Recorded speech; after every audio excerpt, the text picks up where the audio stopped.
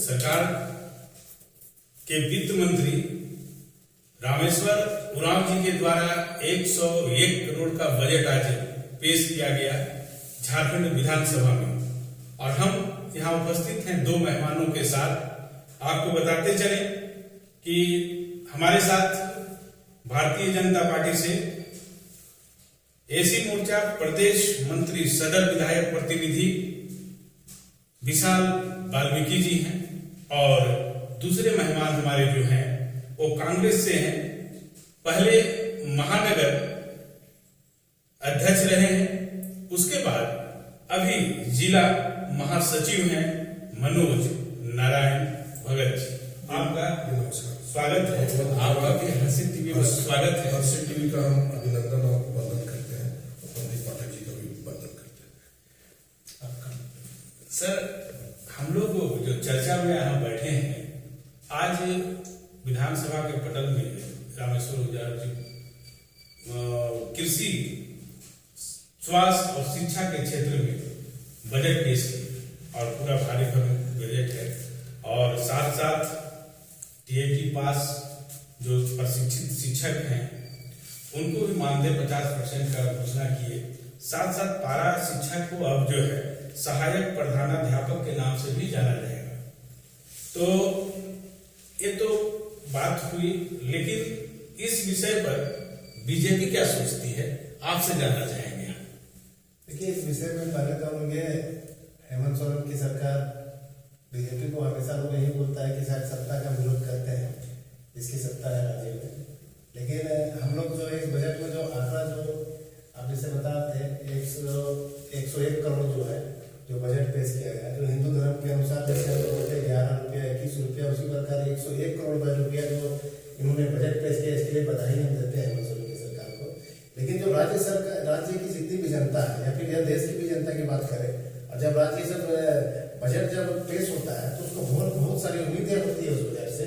तो हम कह सकते हैं कि इस राज्य सरकार में जो बजट आज पेश किया है ये बिल्कुल ही आधारहीन और दिशाहीन बजट है। इसमें किसी भी प्रकार की जो लोगों को जो इस प्रकार से उम्मीद थी कि शायद हमें इस बजट में हम लोगों को काफी देखने को कुछ मिलेगा, तो ऐसा कुछ देखने को नहीं मिला।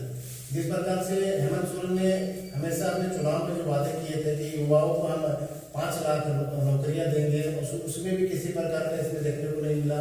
युवाओं की जो प्लानिंग है, शिक्षा में जो मेडिकल कॉलेज की जो स्थापना होनी थी, इंजीनियरिंग कॉलेज की जो बात होनी थी, ऐसा कोई भी इसमें देखने को नहीं मिला। कृषि के क्षेत्र में जिस प्रकार से यहाँ के जो किसान भाइयों हैं, किसान भाइयों के लिए 9 लाख जो किसान भाइयों के ऋण माफी के लिए हेमंत सोरेन जी ने जो वादा किया था, उसमें से मात्र 2 लाख लोगों का ही ऋण माफी हुई है। उस पर भी इस बजट में भी कहीं से किसान भाइयों को रोकेंगे आपको।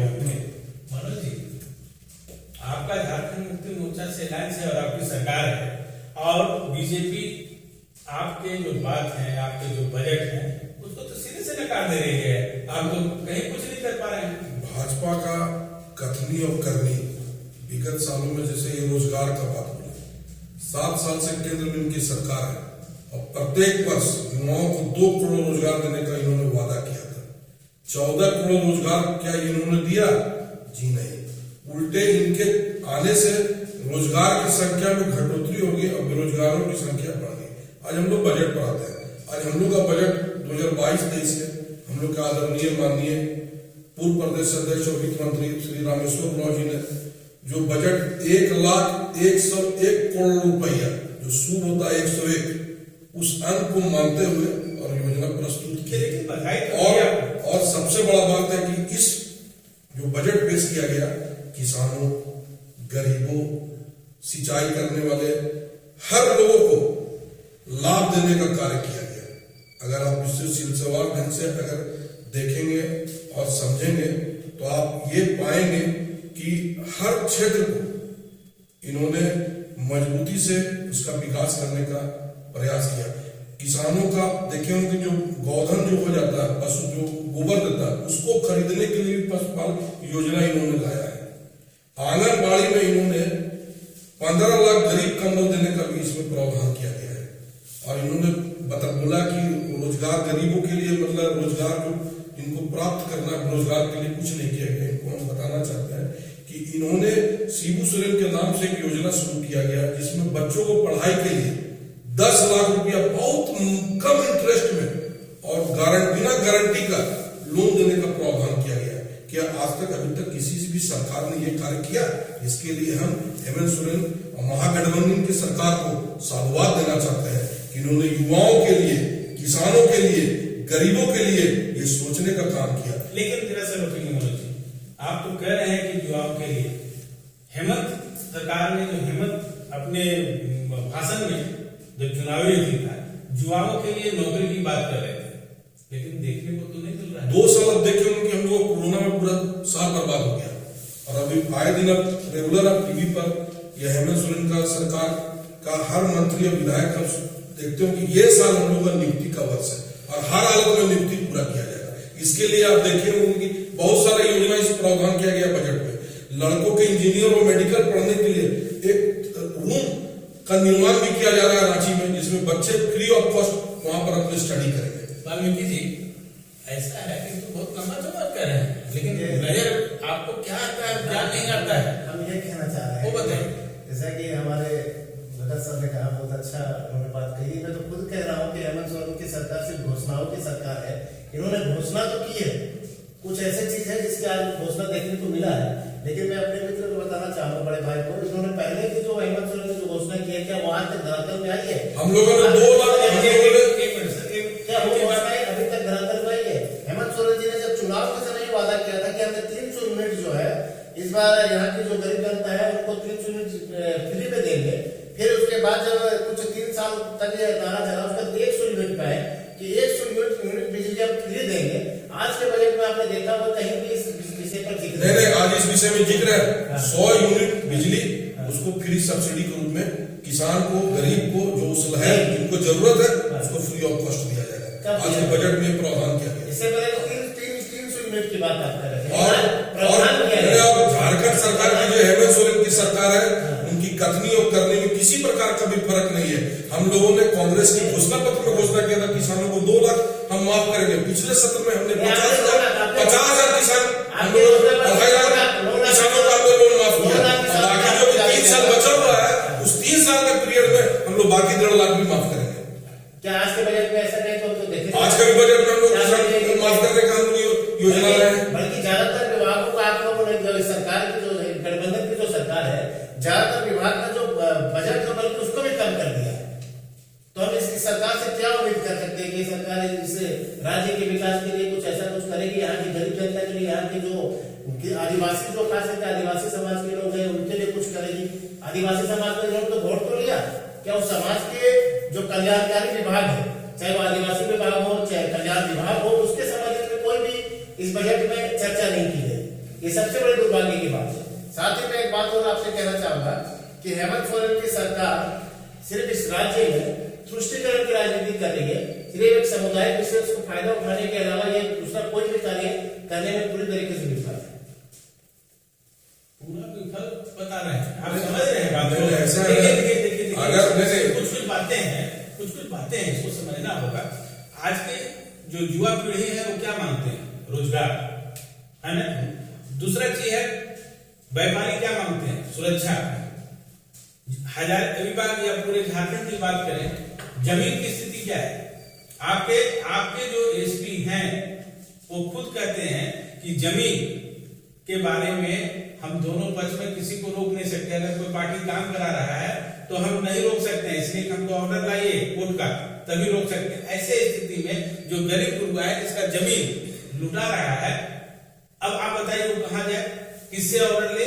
अब पूरा घुसखोरी चरम पर है। इस पर आप क्या कहना चाहते हैं? देखिए, ये जो अभी आप भ्रष्टाचार का बात किए, ये भ्रष्टाचार कोई 2 साल का नहीं है।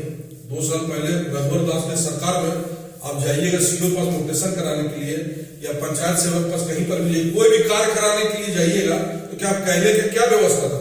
रघुवर दास की सरकार में क्या व्यवस्था था? हमको इसका आप जवाब दे दीजिए। हम वाल्मीकि जी से पूछना चाहते हैं क्या उस समय क्या व्यवस्था था?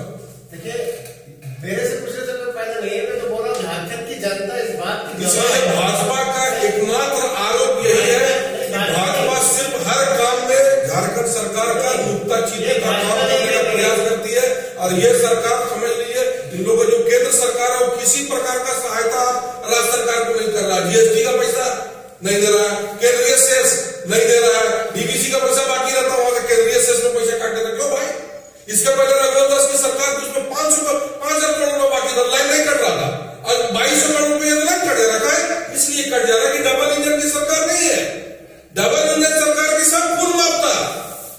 तो इन लोगों ने जो इन लोगों को जनता वोट नहीं दिया, उसके कारण जनता को परेशान करने के लिए केंद्र सरकार और उसके यहाँ के नुमाइंदे सारे लोग जो है जनता को परेशान कर रहे हैं और झारखंड सरकार को बदनाम कर रहे हैं। आप एक चीज समझिए, मैं कहना चाह रहा हूं, इसके पहले जबरन इनके सांसद गोद लिए थे। एक अभी हमारा जो झारखंड सरकार का जो बजट आया है, एक विधायक को 100 बार अनुशंसा करने का 1 साल में, और उनको विकास करने का उसको ताकत दिया गया। क्या ये चीज इनके समय में था?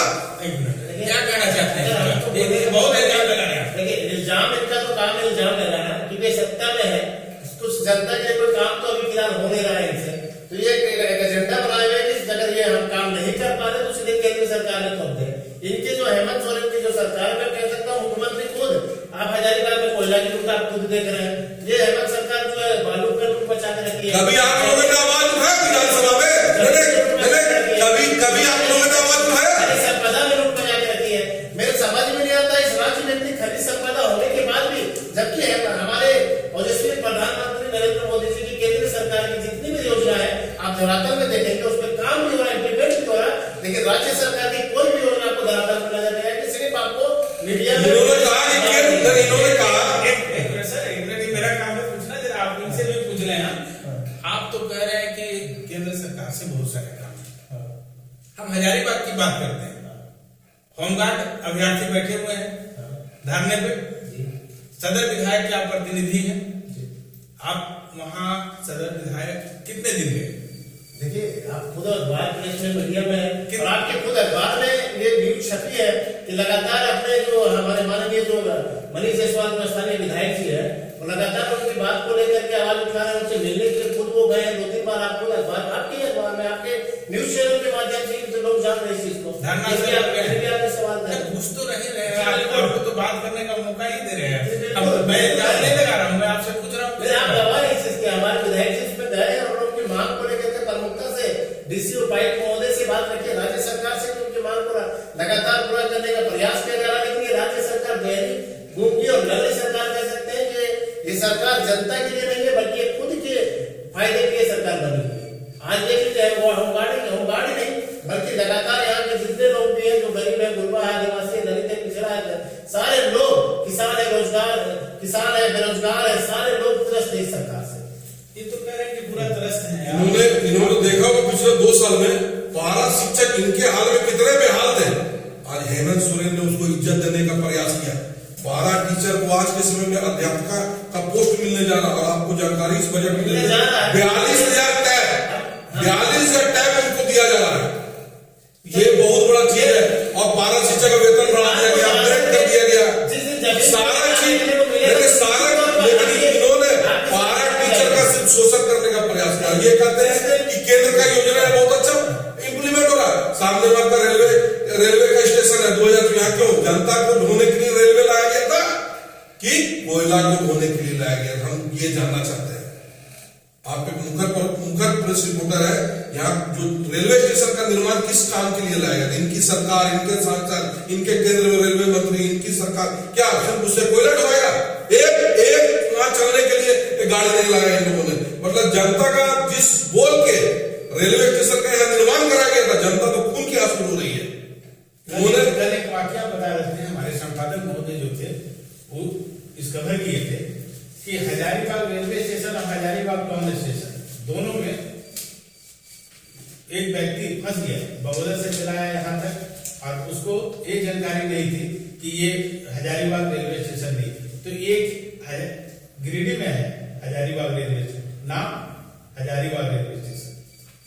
तो इस पर आप लोग की आवाज या उसको सुधारने की प्रक्रिया में कुछ काम होगी क्या? हम लोग तो हमेशा आवाज उठाते हैं, हमेशा मुखर रहते हैं। जो भी जनता के विपरीत कोई भी कार्य होगा, कांग्रेस पार्टी सड़क से लेकर संसद तक उसका विरोध करेगी। तो हजारीबाग में रेलवे पर आपकी भी सरकार को कुछ सोचनी चाहिए, कुछ बात आगे बढ़ानी चाहिए। झारखंड सरकार में जो राज्य मद का जो बजट होता है, जो पैसा होता है, वो मुहैया करा देती है। लेकिन इन्होंने, इनकी सरकार के केंद्रीय मंत्री ने क्या आवाज उठाई? आज अगर ये चाहेंगे, ईमानदारी पूर्वक अगर ये चाहेंगे तो रेलवे स्टेशन में दिल्ली, बंबई, कलकत्ता की गाड़ियां चलने लगेगी। लेकिन इन्होंने सिर्फ उस रेलगाड़ी का सिर्फ कोयला, मैं बताऊं, कोयला ढूंढने के लिए उस रेलगाड़ी का प्रयोग कर रही है। अब आपको मैं ये जानकारी देता हूं कि सारे हाजीपुर जोन में सबसे ज्यादा कॉमर्शियल टैक्स अगर कहीं से वसूला जा रहा है रेलवे स्टेशन में, आमदनी देने का कोई भी स्टेशन है तो ये हजारीबाग स्टेशन है। हजारीबाग स्टेशन है कहा जा रहा है, सांसद आपके, विधायक आपके, उसके बाद भी ये सब हो रहा है, वो बताइएगा। देखिए, ये तो बहुत ही सौभाग्य और खुशी की बात है कि संसद अपने थे और विधायक भी अपने थे, जिसकी वजह से आप नहीं ले रहे। हाँ लाया, ठीक है, अच्छी बात है। ये सरे जो जा रहा आपने स्थानीय संसद आदरणीय श्रीमान जयंत सिन्हा जी को, और उसके बाद इन्होंने लगातार केंद्रीय मंत्री से मिल करके ये प्रयास कर रहे हैं कि यहाँ पर सिर्फ दिल्ली के लिए ट्रेन नहीं बल्कि राजधानी जो अपने जो रांची से जो खुल रही है राजधानी संध्या में, वो हजारीबाग से होकर क्रॉस करेंगे। इसका लगातार जो हमारे संसद महोदय स्थानीय विधायक जो प्रयास कर रहे हैं, लेकिन उनसे कहना चाहूंगा कि आपकी सरकार है, आपने एक ऐसा लेटर बताया है कि एक ऐसा दिन बताया, उन्होंने कभी एक प्रयास भी किया कि यहाँ से कोई यहाँ के एक ट्रेन कम से कम राजधानी की ओर जाए। आप हर्षित टीवी के जनता को ये बता दीजिए कि कितने दिनों तक ये आश्वासन पूरा होगा जो आप कर रहे हैं। देखिए, अभी हाल ही में अपने जयंत सिन्हा जी अपने केंद्रीय मंत्री, रेल मंत्री से मुलाकात करके लगातार ये प्रयास कर रहे हैं कि यहाँ से जो लंबी दूरी की जो ट्रेन जो है सवारी गाड़ी, उसको चालू प्रयास किया जाए। और मुझे लगता है कि जल्द से जल्द नरेंद्र मोदी जी की सरकार में जल्द से जल्द यहाँ पर सवारी गाड़ी को आपको देखने को मिलेगा। चलता तो अभी बंद हो गया। थोड़ा सा इनसे भी पूछने तो दीजिए। एक और बात हम जानना चाहेंगे आपसे, आज बजट पर हम लोग बैठे हैं, हो सके कि आप अपने बॉस तक ये बात पहुंचाएं, लोगों तक, बड़े नेताओं तक पहुंचाएं कि हजारीबाग में हवाई जहाज का भी सपना हम लोग देखे थे, वो कब तक धरातल पर? ये बात आपने कहा हवाई जहाज का सपना देखे, ये भी प्रयास आप मानिए चाहिए मानिए, भारतीय जनता पार्टी और भारतीय जनता पार्टी के नेता, अपने विधायक, अपने संसद ही कर रहे हैं। क्योंकि जो जमीन अधिग्रहण किया गया है नगमा में, आप देख रहे हो, जो जमीन का जो मामला भी डिस्प्यूट में मामला जो चल रहा है, वो शिलान्यास क्यों कर दिया? कैसे कर दिया शिलान्यास डिस्प्यूट जमीन पर? आप एक बात बताइए, जब वो चुनावी लाभ लेने के लिए जमीन अधिग्रहण किया गया था, जमीन अधिग्रहण करने के बाद जब अपने रेल मंत्री जी ने खुद जयंत सिन्हा जी जब वो मंत्री रहे उस विभाग में, उन्होंने भरपूर प्रयास किया कि उसी पीरियड में यहाँ पर जो हवाई जहाज का जो सपना हजारीबाग की जनता को मिले। लेकिन वहाँ डिस्प्यूट जब मामला है, इसके चरण के आज तक ये मामला आधार पर लटका, लेकिन फिर भी हमारे संसद महोदय जी और इसमें झारखंड सरकार भी तो रोल है। झारखंड सरकार तो पल्ला जा रही है आपके साथ। तो आप उनको कहना है कि जो करे भाजपा करे, और उन लोगों को होनी भी चाहिए होगी। इनको ही, इनकी पार्टी को नहीं बल्कि पूरी जनता, पूरे देश की जनता को अगर किसी से उम्मीद है तो भारतीय जनता पार्टी से, बाकी किसी से। देखिए क्या कर रहे हैं, देखिए आप तो 2019 में जब इतने ऊंचे पद पर बैठे हुए थे और फिर जब ये खुद अपने मुंह से अभी कह रहे कि डिस्ट्रीब्यूट जमीन था, इन्होंने सिर्फ चुनावी लाभ करने के लिए वहां शिलान्यास किया नगमा हवाई अड्डा में, तो जनता को तो मूर्ख बनाने का काम किया। तो यही काम करती है भाजपा। तो आपकी सरकार क्यों नहीं ये प्रयास करे कि अभी इस बजट में साहेबगंज में जो अभी इस बजट में स्टेशन बनाया जा रहा है हवाई अड्डा का, उसमें झारखंड सरकार दे रही है, व्यवस्था दे रही है। देखिए, मैं दोनों से कहना चाहूंगा, मैं इतना घुमा करके इसलिए पूछा कि झारखंड के इस बजट में ये सब का जिक्र कहीं नहीं, झारखंड का जिक्र नहीं है, और इसी के लिए मैंने आपको घुमाया उतना दूर तक और इतने तरह का बात रखा।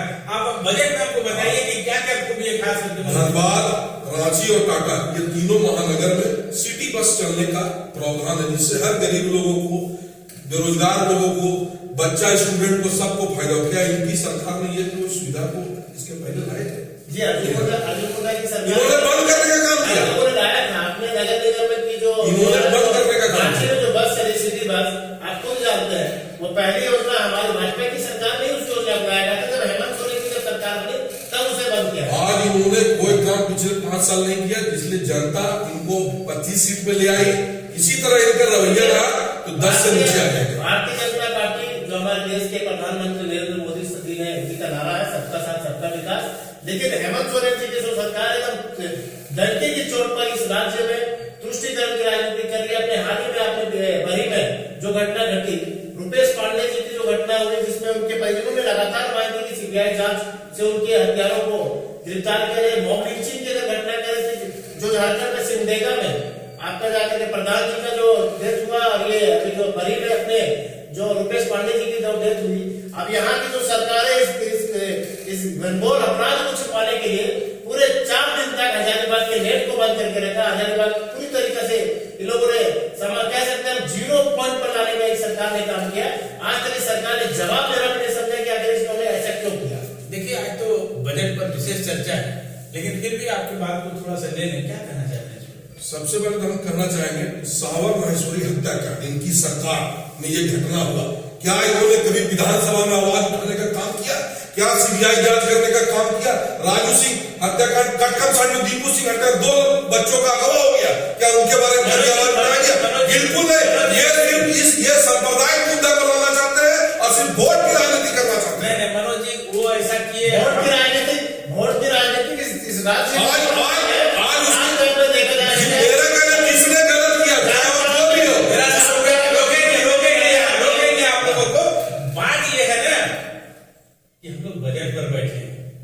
बजट पर चर्चा का, लेकिन ये भाजपा का यही काम है, वो हमेशा लाख के मुद्दे को समझा देना चाहती है। जो बात पर डिबेट होती है उस बात पर डिबेट करती है। क्या मैंने ये बात बताया?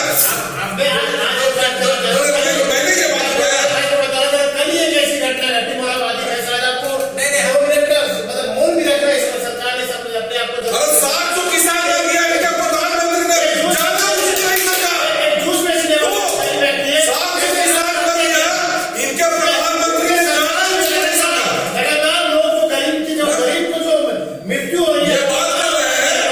इनको शर्म नहीं आती है कि कम से कम ऐसे लोगों के लिए 2 मिनट की सरकार। 700 किसान मर गया, 700 किसान मर गया, क्या उसके लिए भाजपा ने क्या किया? दोनों कह रहे हैं कि आप मेरी गाय अच्छी और ये कह रहे हैं मेरी गाय अच्छी, लेकिन मैं आप लोगों को बताऊं कि एक दूसरे का सिर्फ खिंचाई कर रहे हैं लोग। मेरा कहना है कि कल जो हुआ, अगर गलत हुआ, बीजेपी ने झारखंड में गलत किया, तो सत्ता को चेंज करके झारखंड मुक्ति मोर्चा कांग्रेस आपके हाथ में जनता शासन को दिया। उसके बाद अगर रुपेश हत्याकांड में अगर प्रश्न पूछा जाता है आपसे, उनके मुआवजे में 50,000 का प्रावधान नहीं हुआ, और आप कहते हैं कि नहीं पहले वैसे किया। नहीं आप रुपेश हत्याकांड का हम निंदा करते हैं, और जिसने भी इस तरह का घटना का अंजाम दिया उसके ऊपर कड़ी सरकारी कार्रवाई होनी चाहिए।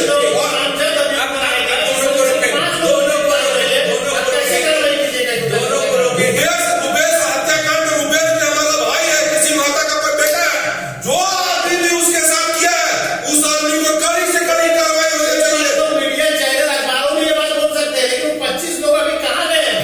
चलिए में चले गए, कहाँ चले गए? प्रशासन के काम है। आज विधानसभा में भी बात उठी, लेकिन हम बजट पर फिर लौट के आना चाहेंगे। और बजट कैसी है, अंतिम आप बता दें। बजट बहुत ही अच्छी और संतुलित है। गरीब किसानों के लिए बजट को और युवाओं के लिए, बेरोजगारों के लिए बजट को पेश किया गया और सारा व्यवस्था रोजगार और बेरोजगार के देने के लिए किया गया है। बजट पर आप अंतिम अपने बात को रखें और दर्शकों को बताएं। मैंने बोल दिया हूँ, ये बजट सिर्फ लोक लुभावन बजट है। झारखंड की जनता बेईमान कर रही है। झारखंड की जनता को जो उम्मीद था इस बजट से, वो उम्मीद नहीं मिल पाया है।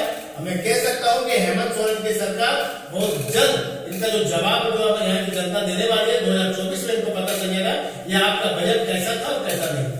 आप दोनों की बातों को सुन रहे थे और अब निष्कर्ष आप दर्शकों पर छोड़ते हैं।